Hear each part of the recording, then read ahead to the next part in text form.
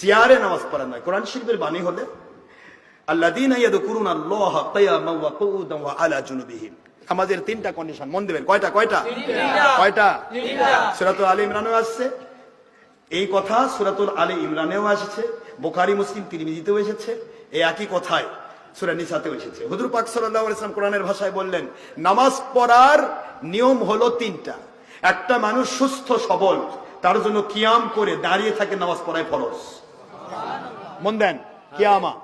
এরপরে ওই ব্যক্তিটা দাঁড়াতে পারছে না, অসুস্থ, বসে থাকতে পারবে, তাহলে কুহুদ, এখানে কিয়ামাও ওয়া কুহুদা, বসে থাকে পড়বে। এরপরে বসে থাকে আবার চেয়ারের উপর নয়, মাটির উপর।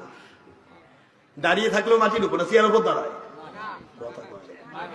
দাঁড়ালে কার উপর দাঁড়ায়? তাহলে বসাও কার উপর? চেয়ারের উপর না মাটির উপর?